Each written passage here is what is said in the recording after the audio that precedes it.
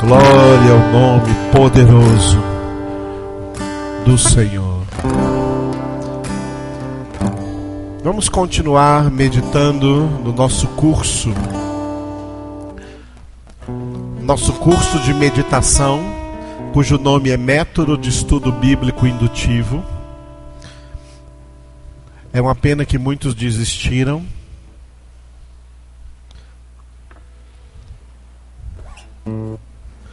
Aí tem um negócio aí no Brasil que fala assim, ó: eu sou brasileiro e não desisto nunca. Acho que devia ser assim: eu sou brasileiro e nunca digo a verdade. Brasileiro é campeão mundial de desistência. Desiste de tudo, não persevera em nada. O caráter do brasileiro é um caráter ruim comparado a outras nações em relação a desistir das coisas. O brasileiro desiste, abre mão facilmente de qualquer coisa.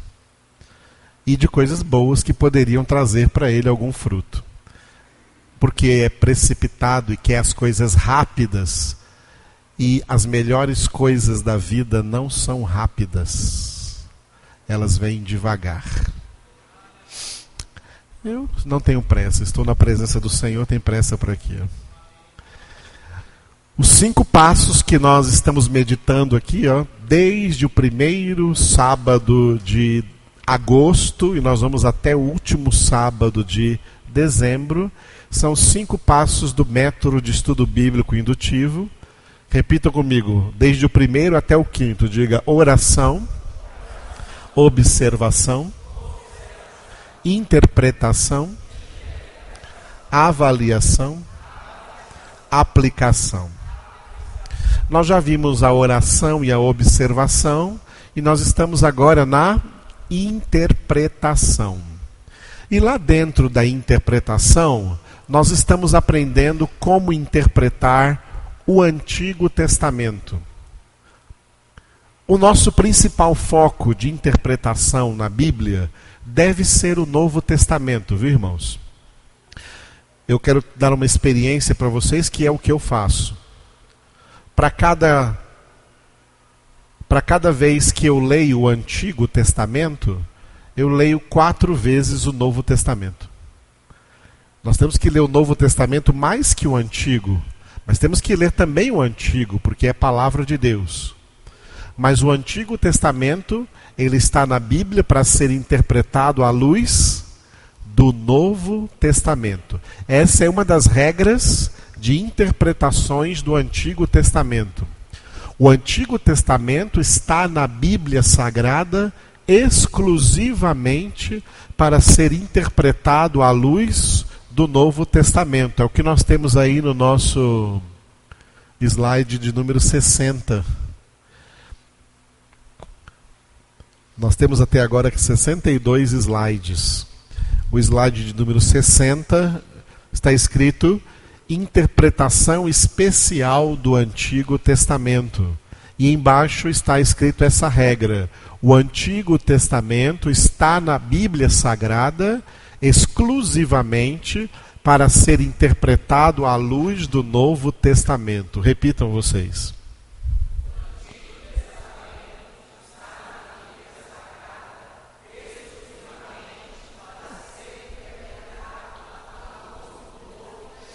Aleluia. Agora vamos para o último slide, onde nós paramos, e hoje será o nosso último dia nele. O slide 62 é o nosso último slide por enquanto. Aqui tem os materiais do Antigo Testamento. Quando nós aprendemos a interpretar o Antigo Testamento à luz do Novo Testamento, nós vamos encontrar esses 3 tipos de materiais. Repitam comigo: material exclusivo, material permanente, material modificado. Nós já vimos que o material exclusivo é aquele material que era para o povo do Antigo Testamento, que era para o povo da Antiga Aliança. Nós não trazemos isso para nós hoje em Cristo Jesus, tá? o material exclusivo.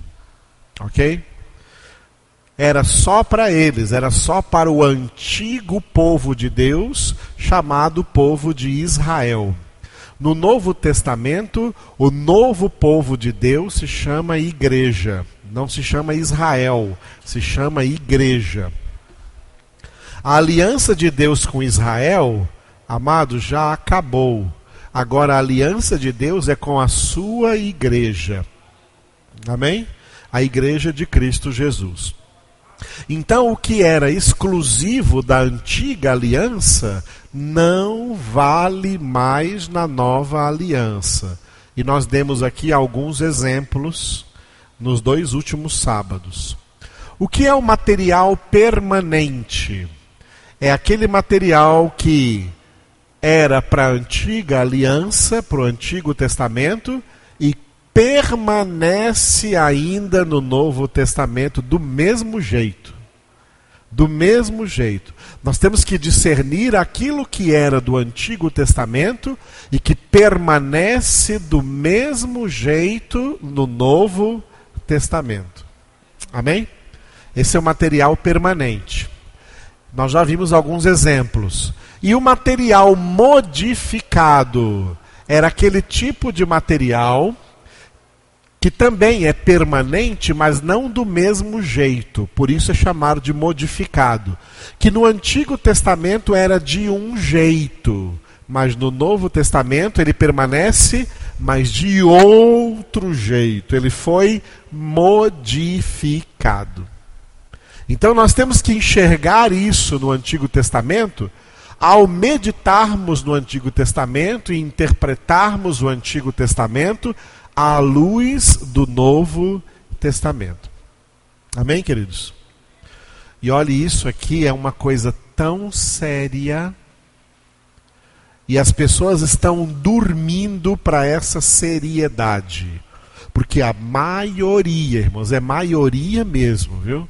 A maioria das igrejas estão cometendo erros seríssimos de interpretação da palavra ao aplicar na igreja de hoje coisa que era exclusiva só do Antigo Testamento, que hoje não é mais. Por não conhecer esses 3 tipos de materiais. Eu falei de vários exemplos, né? E eu prometi que hoje eu ia falar dos 2 dízimos do Antigo Testamento. No Antigo Testamento tem 2 dízimos. Um mais famoso e um menos famoso. O que se tornou mais famoso, infelizmente, é o que era exclusivo do Antigo Testamento e não é do Novo. O dízimo exclusivo do Antigo Testamento, até aqui na igreja, quando vocês trazem os dízimos aqui na frente, tem esse envelopinho amarelo aqui, e nesse envelopinho amarelo, que não é da nossa igreja, não é da nossa denominação, né? O pessoal anda querendo fazer aí um nosso, depois vamos fazer um nosso aqui. Mas esse aqui é das Assembleias de Deus. Por isso que eu compro isso aqui da CPAD, que são as Casas Publicadoras da Assembleia de Deus. E aqui eles colocam o dízimo de Malaquias capítulo 3, versículo 10. Onde está escrito: trazei todos os dízimos à casa do tesouro, para que haja mantimento na minha casa. Depois fazei prova de mim, diz o Senhor dos Exércitos. Amados, infelizmente, tá? Não se preocupe com o envelopinho amarelo, a gente só usa ele aqui por uma questão prática, viu? A gente só usa ele aqui por uma questão prática. Mas esse versículo aqui não é o dízimo que nós estamos trazendo aqui, não é a oferta que nós estamos trazendo aqui. O dízimo que aparece, o dízimo mais famoso, o mais famoso dízimo que aparece, que hoje tem sido aplicado às igrejas, é esse dízimo aí de Malaquias capítulo 3. Esse dízimo de Malaquias capítulo 3, olha aqui, ó. não é o dízimo do Novo Testamento. Não é o dízimo da Nova Aliança. Esse dízimo de Malaquias é o dízimo da Antiga Aliança. Ele só valia no Novo Testamento. Ele só valia no Antigo Testamento. Ele não vale. Esse dízimo aí não é para nós.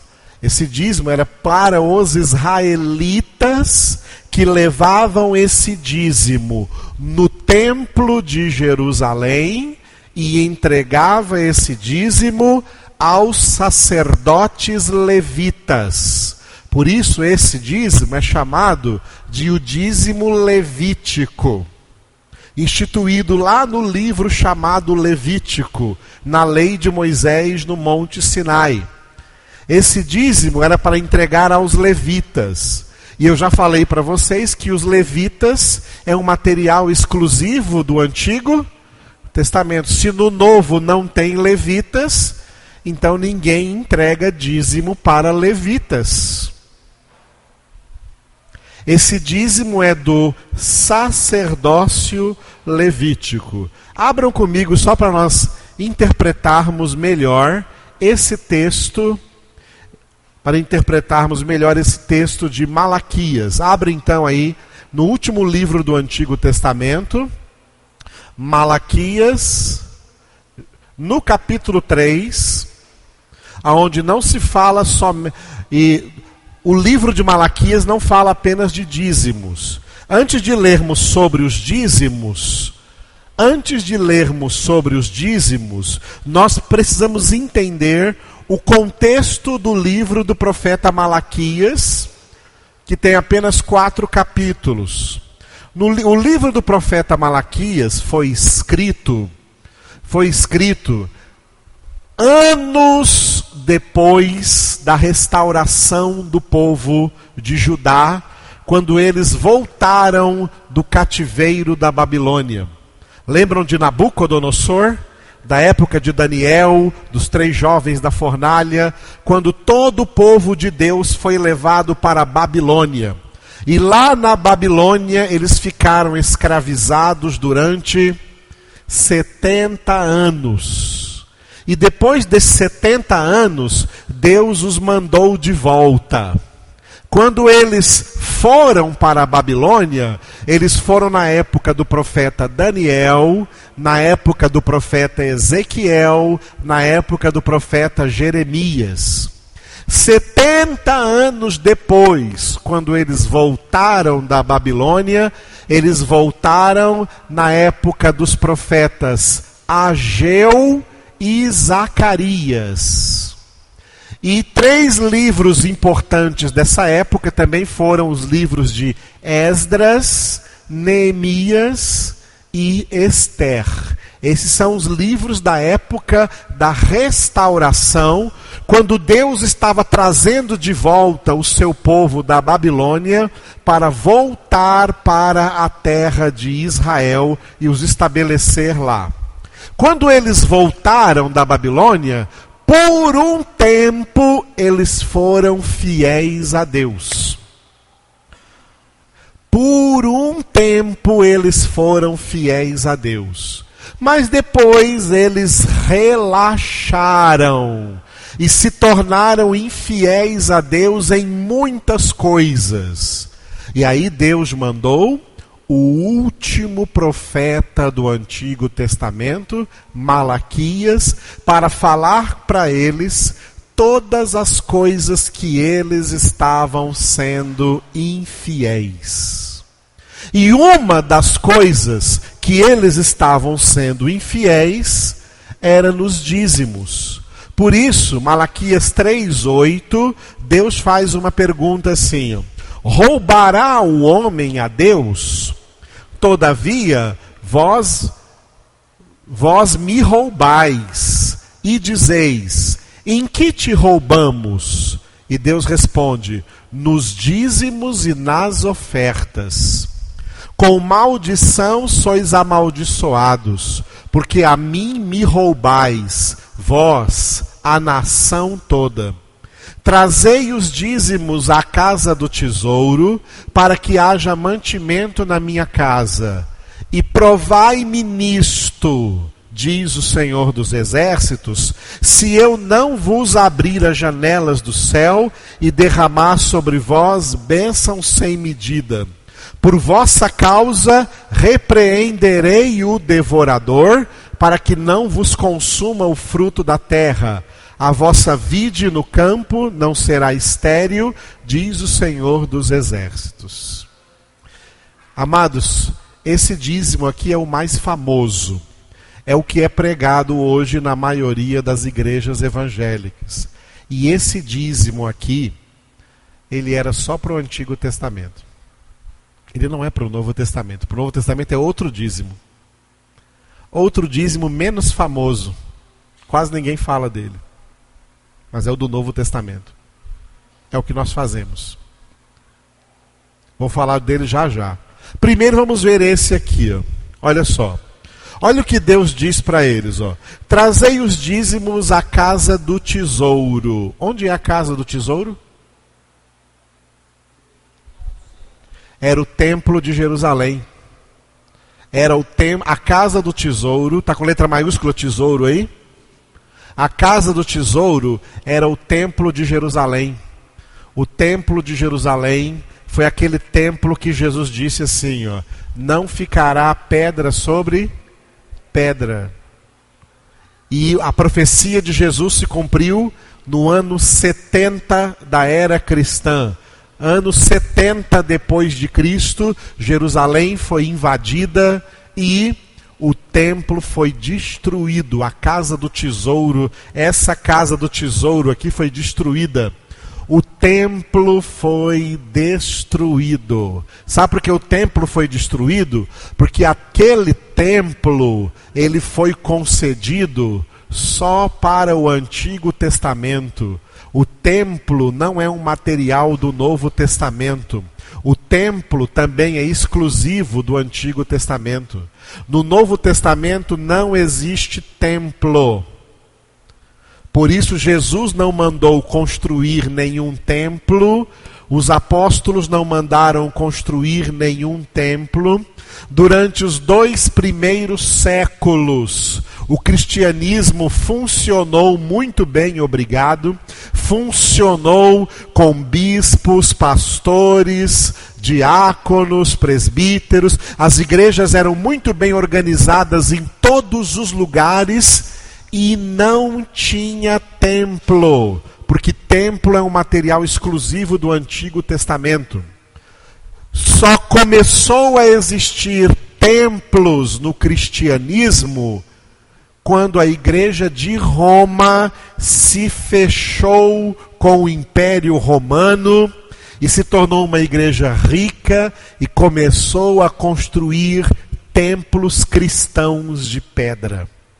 A Bíblia diz que Deus não habita em templos feitos pelas mãos dos homens. Isso aqui não é um templo.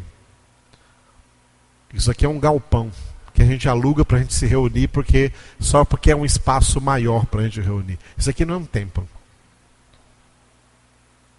O templo somos nós.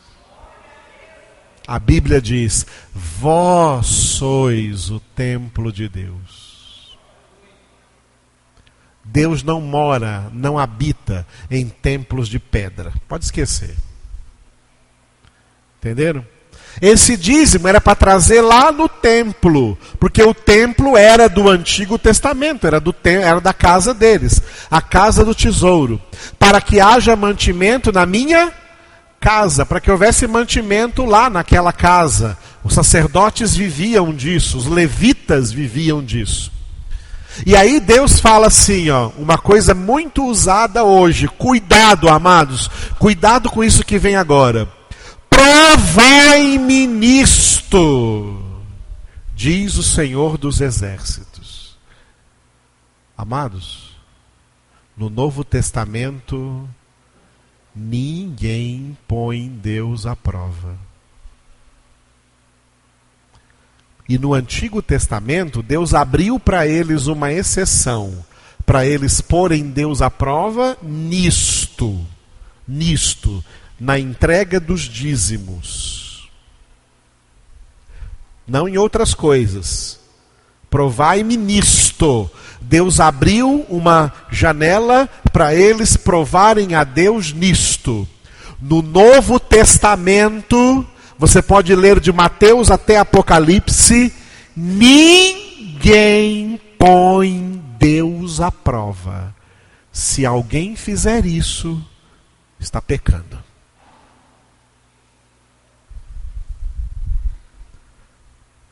E cuidado que o Espírito Santo também é Deus. E pode estar pecando contra o Espírito Santo, que é pecado sem perdão. No Novo Testamento, nós não colocamos Deus à prova em nenhuma circunstância. Por quê? Porque o próprio Deus já provou o grande amor dele para conosco ao nos dar o seu Filho Jesus. Deus nos deu Jesus? Então em que você tem que provar a Deus? Se alguém quiser provar a Deus, é porque não tem Jesus. E não crê em Jesus. E quem não crê em Jesus não tem salvação. Agora quem crê em Jesus, lê Romanos 8:32. Romanos 8:32. Onde Paulo, inspirado pelo Espírito, escreveu: aquele que não poupou seu próprio filho, mas que por todos nós o entregou, como não nos dará também graciosamente com ele todas as coisas? Então eu pergunto, em que você tem que colocar Deus à prova hoje? Quem coloca está pecando. Bem claro? Esse negócio de provar a Deus foi no Antigo Testamento, é um material exclusivo do Antigo Testamento, e Deus falou, provai-me nisto, e só nisso aqui. Aí Deus ia fazer o quê? Deus ia fazer o quê? Ia trazer abundância de bens para eles. Eu vou abrir as janelas dos céus e derramar sobre vós a bênção sem medida. Para nós, Deus já abriu as janelas dos céus. E a bênção sem medida que Ele nos deu foi Jesus. E em Jesus nós temos tudo da parte do Pai. Mas para eles Deus fez essa promessa, não para nós. E aí Deus disse mais, versículo 11, repreenderei o devorador. Aí tem muitos pregadores que usam essa palavra para ameaçar as pessoas. E dizer assim, se você não trouxer o dízimo, o devorador vai vir contra você, vai vir contra a sua casa. Porque a maneira de repreender o devorador é dando o dízimo. Já leu o Novo Testamento todinho? E que lá nem existe a palavra devorador? Jesus nunca pregou isso? Já viu isso? Os apóstolos nunca pregaram isso? Quem é o devorador que Deus diz? Eu repreenderei o devorador. Quem é o devorador? Vamos ver quem é o devorador. O devorador é citado em 2 profetas. Vamos ver primeiro em Joel. Joel capítulo 1. Vai lá no Antigo Testamento aí e abra Joel capítulo 1. Joel capítulo 1. Versículo 4. Joel capítulo 1, versículo 4. Quem achou, diga glória a Deus. Está escrito: O que deixou o gafanhoto cortador, comeu o gafanhoto migrador. O que deixou o migrador, comeu o gafanhoto devorador. O que deixou o devorador, comeu o gafanhoto destruidor. Aqui tem 4 tipos de gafanhotos. E realmente eles existem, tá? Esses 4 tipos diferentes, eles existem. O gafanhoto migrador, quando essa praga de gafanhotos vinha sobre uma lavoura, o primeiro que vinha era o cortador. Ele era diferente, ele era de porte diferente. E ele vinha cortando, e as galhas iam caindo pelo chão ou no meio das outras. Ele vinha cortando, tá? E o que ele deixava, o migrador, que era aquele que ia de um lado para o outro, vinha e carregava o que estava solto. O migrador vinha, pegava e carregava o que estava solto. O devorador abaixava ali e comia ali mesmo. Comia à vontade. E quando estava de barriga cheia, ia embora. E aí vinha o gafanhoto destruidor e acabava com o resto da lavoura. Eram 4 tipos diferentes que podem ter sido até estudados, tá? Cada um deles tem um nome aqui em hebraico, um nome diferente para cada um deles, porque o aspecto de cada um deles é diferente e a função de cada um deles é diferente. São 4 gafanhotos. Lá em Malaquias, ele citou só um, só o devorador. Ele não falou dos outros 3. Ele falou só do devorador. Por quê? Porque esses 4 gafanhotos representam alguma coisa. E o que eles representam é a mesma coisa que também o profeta Daniel profetizou. O profeta Daniel, no capítulo 7 de Daniel, o profeta Daniel teve 4 visões. 4 visões. Ele diz lá no versículo 7... 4 animais grandes, diferentes uns dos outros, subiam do mar. Estão vendo aí? 4 animais grandes, diferentes uns dos outros, subiam do mar. Eu não vou ler tudo, mas vou narrar para vocês por causa do nosso tempo. Mas vocês podem ler. O primeiro animal que Daniel viu na visão dele foi um leão. Um leão. O segundo animal, se você ler o texto todinho, foi um urso. O terceiro animal foi um leopardo.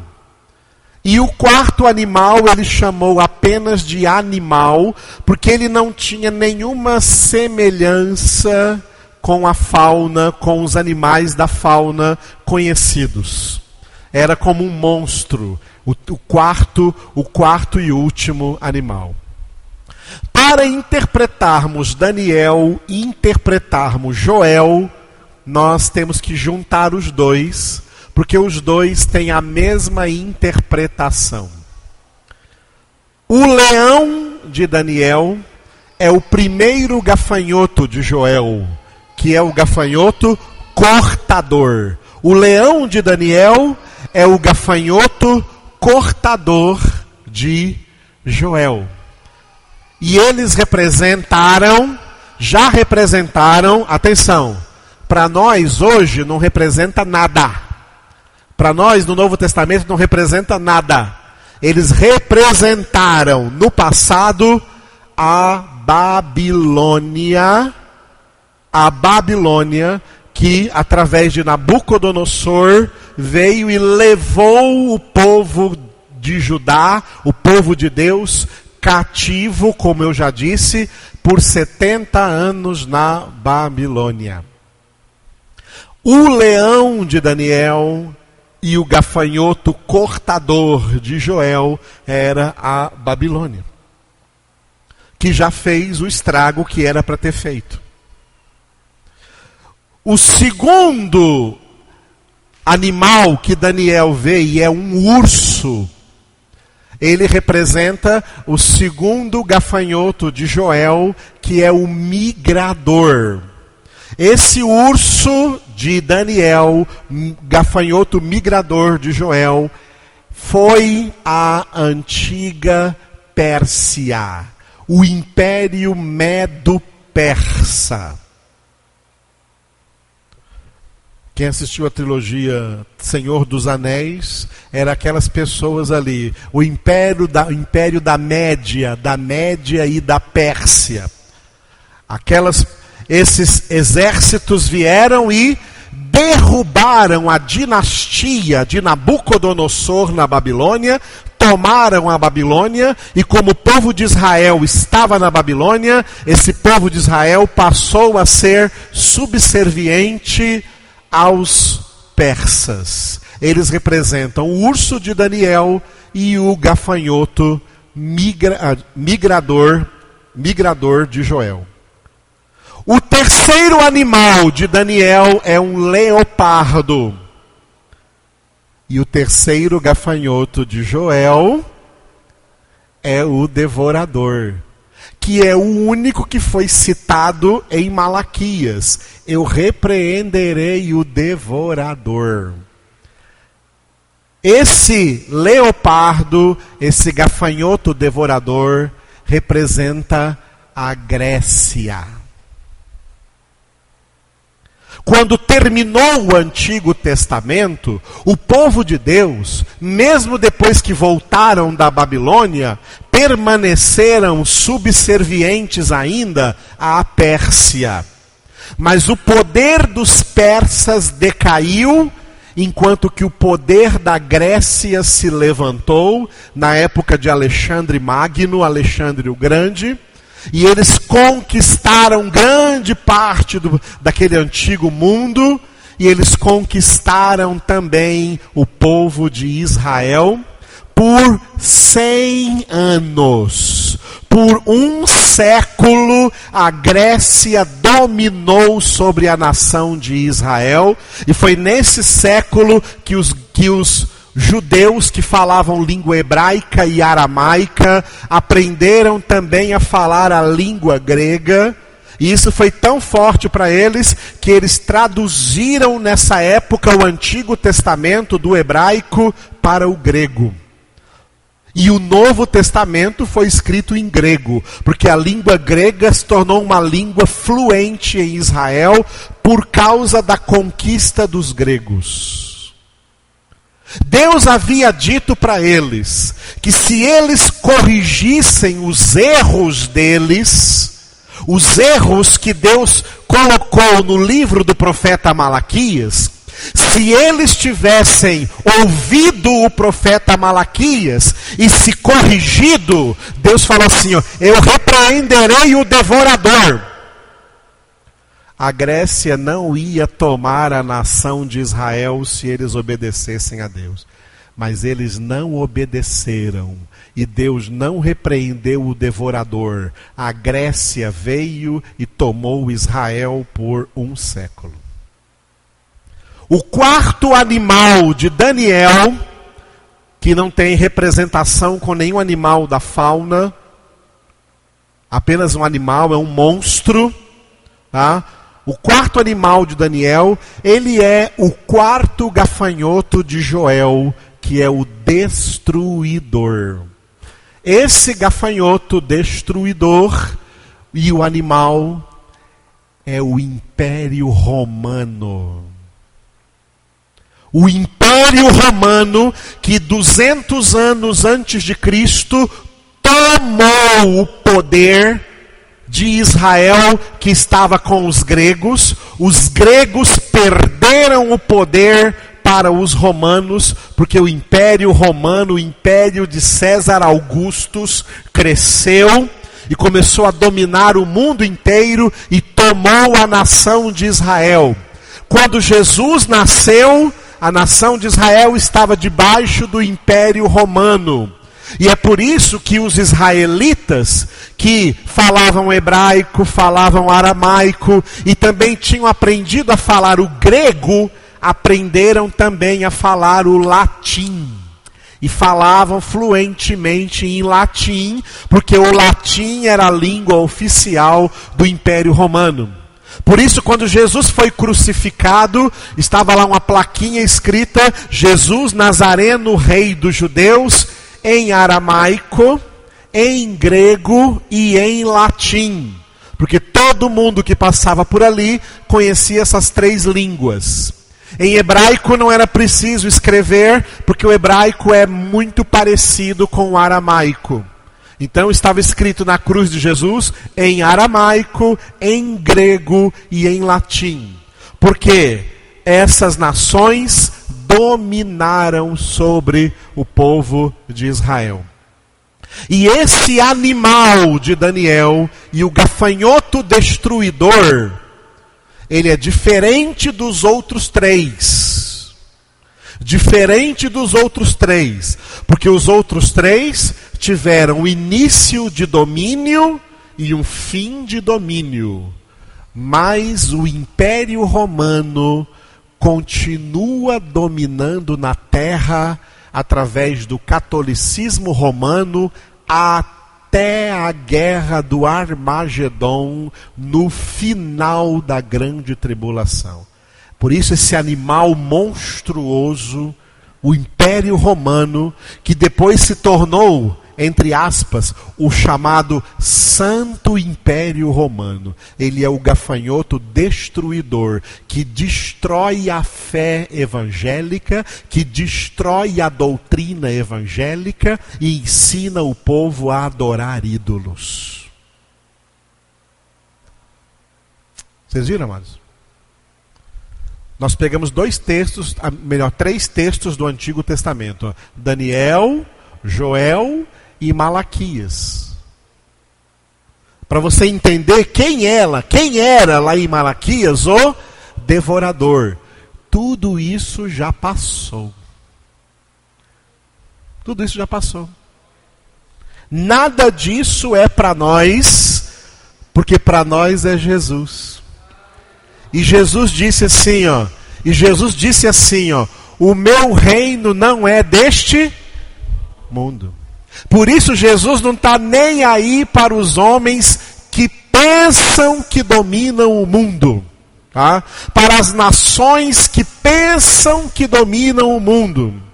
Jesus não está nem aí para essa política suja, ordinária. Ele não está nem aí se no Brasil é PT, se é PSDB, se é PMDB. Tudo isso é lixo. Jesus confessou diante do governador Pôncio Pilatos: o meu reino não é deste mundo. E Jesus veio exatamente para do mundo nos escolher. Se do mundo eu vos escolhi. É porque nós somos cidadãos dos céus. E não temos aqui uma pátria, nem uma cidade permanente. Amém, queridos? Portanto, o dízimo de Malaquias não é o nosso. O dízimo de Malaquias é um material exclusivo do Antigo Testamento. Qual é o nosso? Qual é o nosso? Gênesis 14. O nosso dízimo, o dízimo da igreja de Jesus Cristo, o dízimo da igreja de Jesus Cristo, não é o de Malaquias, mas é um que é anterior. Veio antes do dízimo levítico, porque veio antes de Levi. É o dízimo que Abraão, cujo título é o nosso pai da fé, entregou a Melquisedeque. Abre lá em Gênesis 14. Glória a Deus. Gênesis 14. Abraão nem era ainda Abraão, ele era Abrão. Deus ainda nem havia mudado o nome dele. Veja o versículo 17.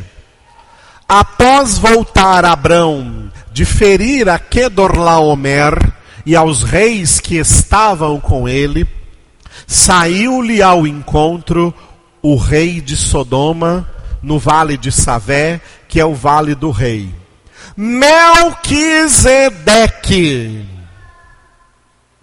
Melquisedeque, rei de Salém. Salém era o antigo nome de Jerusalém. Jerusalém. Antes ela não se chamava Jerusalém, ela se chamava apenas Salém. Ele era o rei de Salém. Ele trouxe pão e vinho, os elementos da Santa Ceia cristã. Ele trouxe os elementos da Santa Ceia cristã que Jesus ia instituir. Tá?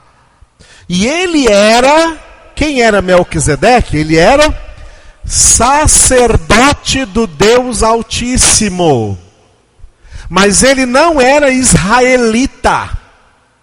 Ele não era, portanto, levita. Ele não era dos sacerdotes levitas.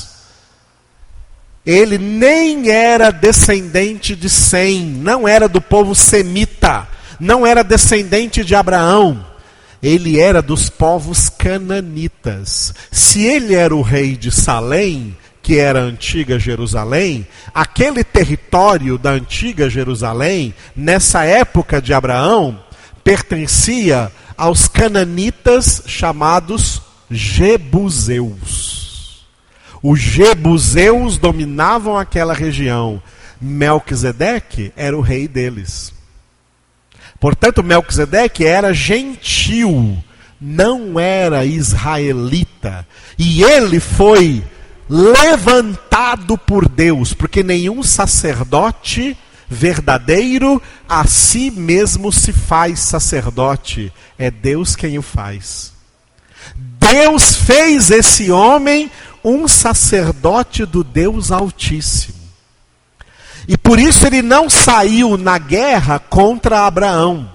Pelo contrário, quando Abraão ganhou a guerra, ele veio ao encontro de Abraão, trazendo para Abraão a ceia cristã, pão e vinho, tá? E ele era sacerdote do Deus Altíssimo. E o que ele fez? Versículo 19. Abençoou ele a Abrão e disse, ele abençoou Abrão e disse, bendito seja Abrão pelo Deus Altíssimo, que possui os céus e a terra, e bendito seja o Deus Altíssimo, que entregou os teus adversários nas tuas mãos. Final do versículo 20, e de tudo lhe deu Abrão o dízimo. Repita só a última frase.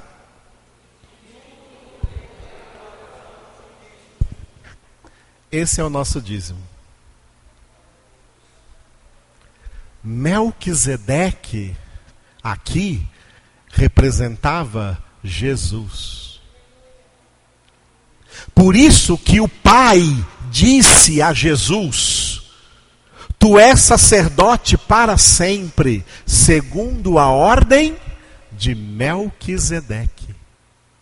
Não segundo a ordem de Levi, porque Jesus não era levita, Jesus era da tribo de Judá. E Deus faz de Jesus sacerdote para sempre. Os levitas não eram sacerdotes para sempre. Os levitas eram sacerdotes até acabar o Antigo Testamento. Mas Jesus, o Pai diz para ele, tu és sacerdote para sempre. Não segundo a ordem de Arão, não segundo a ordem de Levi, mas segundo a ordem de Melquisedeque. Essa frase está aí no Salmo 110. Tá? Tu és sacerdote para sempre, segundo a ordem de Melquisedeque. Melquisedeque, lá no Antigo Testamento, em Gênesis 14, ele era um representante de Jesus. E Abraão era o nosso representante. Duas pessoas. Melquisedeque representava Jesus. E Abraão nos representava, os cristãos. Tomou a ceia, foi abençoado por Melquisedeque. Deixa eu fazer uma pergunta para você. Você é convertido porque você foi ao encontro de Jesus ou porque Jesus foi ao seu encontro?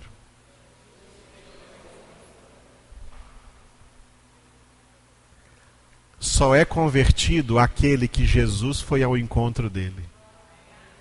Paulo estava indo ao encontro de Jesus, mas Jesus veio ao encontro dele, lá na estrada de Damasco.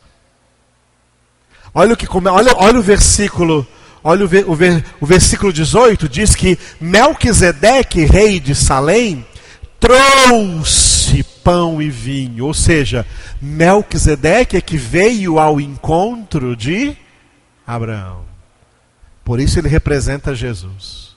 E Abraão nos representa. Jesus veio ao nosso encontro. E depois de nos servir a ceia, que é a sua palavra, ele nos abençoa e nós, como imitadores de Abraão, como Paulo fala em Romanos, que nós andamos nas pisadas de Abraão, que nós andamos, Romanos 4:12. Romanos 4:12.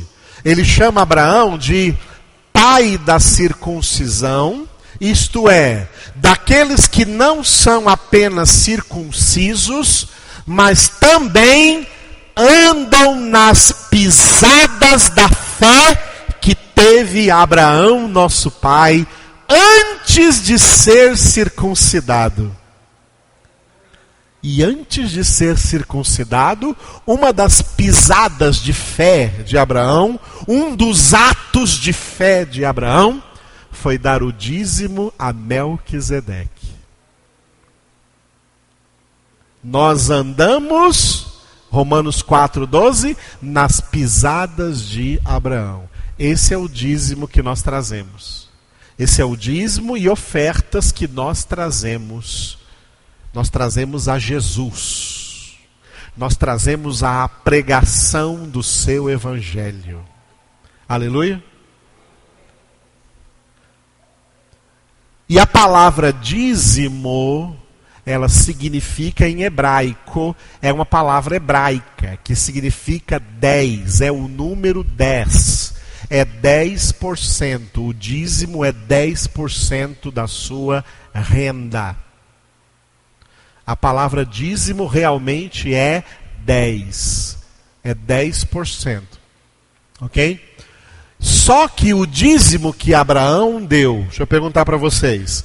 Abraão deu o dízimo para se enriquecer ou porque Deus já o havia enriquecido?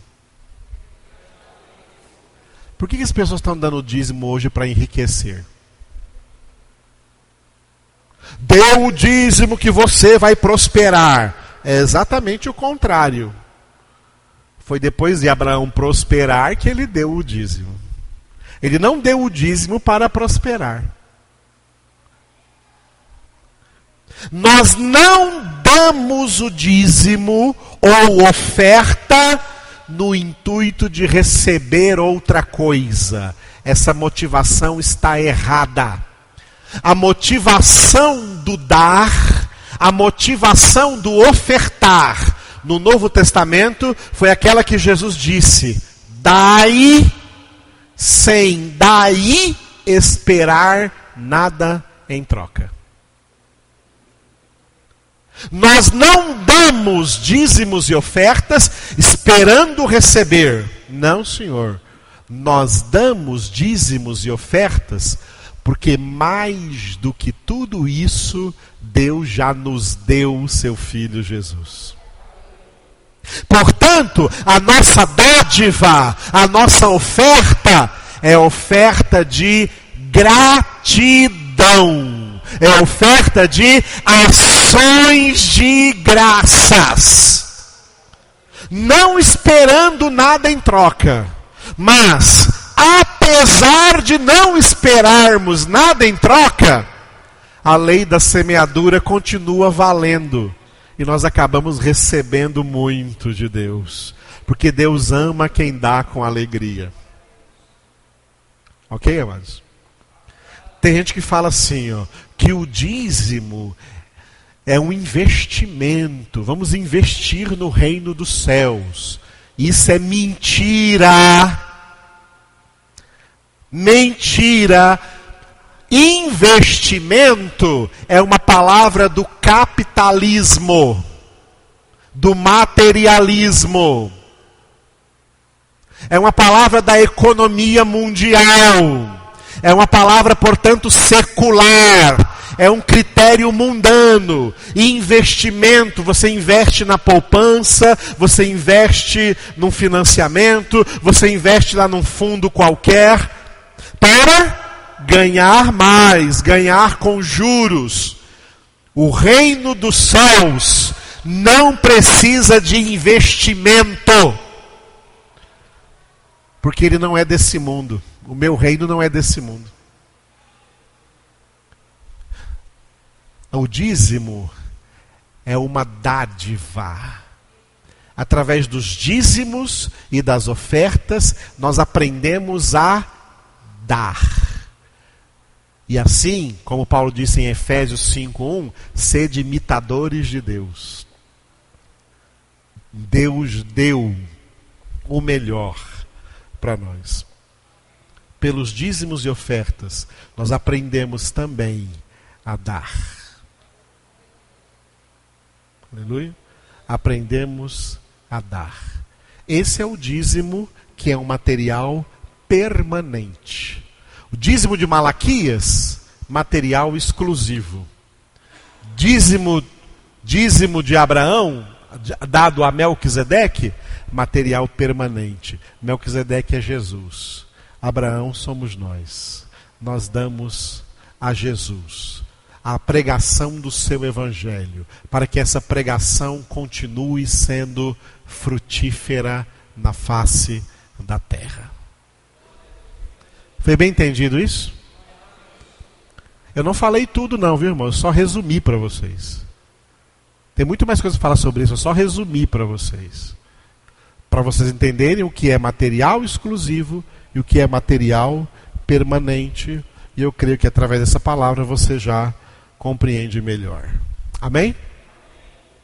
Vamos então louvar o nome do Senhor, né? A irmã Luciana está ali atrás e ela me fez um pedido. Eu vou atender o pedido dela sábado que vem, viu, irmã Luciana?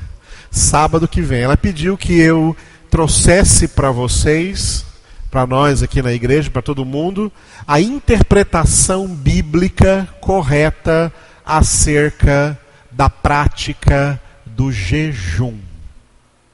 Então, sábado que vem, nós vamos trazer exatamente o que é a prática cristã correta acerca do jejum. Porque tem a prática correta e tem a prática incorreta. Glória a Deus? Amém. Vamos orar então ao Senhor. Obrigado, Jesus, nós te damos graças, louvamos, engrandecemos o teu nome. Tu és maravilhoso. O Senhor nos ensina todas as coisas. O Senhor nos trouxe aqui para nos ensinar essas coisas que estamos aprendendo a interpretar melhor a tua palavra, a entender melhor as coisas que o Senhor já revelou para nós e que já era para nós, pelo decorrer do tempo que somos cristãos, entendermos mais profundamente. Mas nós te louvamos porque o Senhor está nos dando esse tempo especial para compreendermos mais, para darmos passos no entendimento das Escrituras Sagradas, porque o Senhor não quer que nós fiquemos na ignorância. O Senhor quer que nós tenhamos conhecimento, porque a vida eterna é essa, que te conheçam a ti, um só Deus verdadeiro, e a Jesus Cristo a quem enviaste.